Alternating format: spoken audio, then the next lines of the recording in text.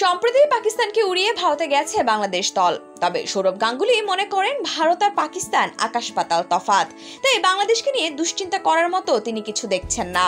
যতই তারা পাকিস্তানকে 2-0 ব্যবধানে হারিয়ে আসুক, ভারতের মাটিতে ভারতকে হারানোর সাধ্য নেই বাংলাদেশের।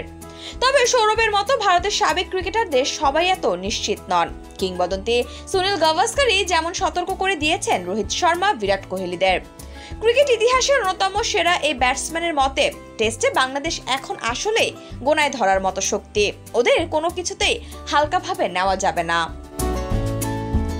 সৌরভ যে দুশ্চিন্তা করার কিছু দেখছেন না, সেটারও অবশ্য কারণ রয়েছে। ভারতের বিপক্ষে টেস্টে বাংলাদেশের পারফরমেন্স তো আসলে গোনায় ধরার মতো নয়। 13টি টেস্ট খেলেছে বাংলাদেশ এখন পর্যন্ত ভারতের বিপক্ষে, যার 11টিতেই হার। 2টি ড্রর, একটি 2007 সালে চট্টগ্রামে এবং অন্যটি 2015 সালে ফতুল্লা, এবং 2টি বৃষ্টির কারণে। তার উপর ঘরের মাঠে ভারত সর্বশেষ টেস্ট সিরিজ হেরেছিল সেই 2012 সালে ইংল্যান্ডের বিপক্ষে। এমন একটা দল কেন বাংলাদেশকে নিয়ে দুশ্চিন্তা করবে, যেখানে কিছু অতি উৎসাহী ভারতীয় সমর্থকরা বলছেন 1 বা 2 সেশন ডমিনেট করলেই তারা বাংলাদেশের জয় ধরে নেবেন।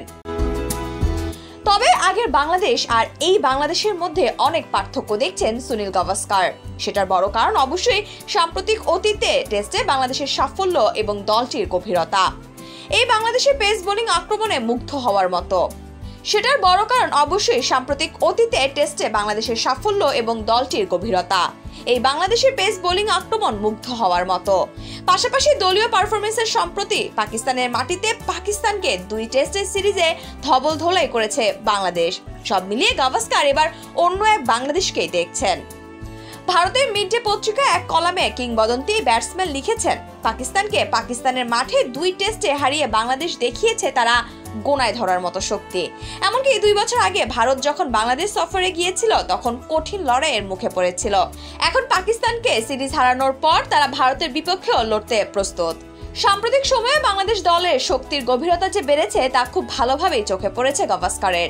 তিনি বলেন, ওদের দারুণ কিছু খেলোয়াড় আছে এবং প্রতিশ্রুতিশীল কিছু খেলোয়াড় আছে, যারা আন্তর্জাতিক ক্রিকেটের শুরুতে প্রতিপক্ষ দেখে চমকে যাওয়ার অভ্যাস কাটিয়ে উঠেছে।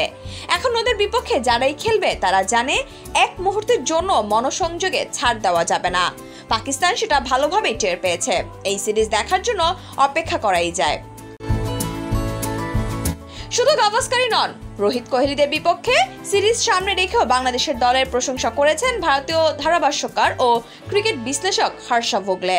তার চোখে দীর্ঘ সময়ের মধ্যে বাংলাদেশের এই টেস্ট দলটি সেরা।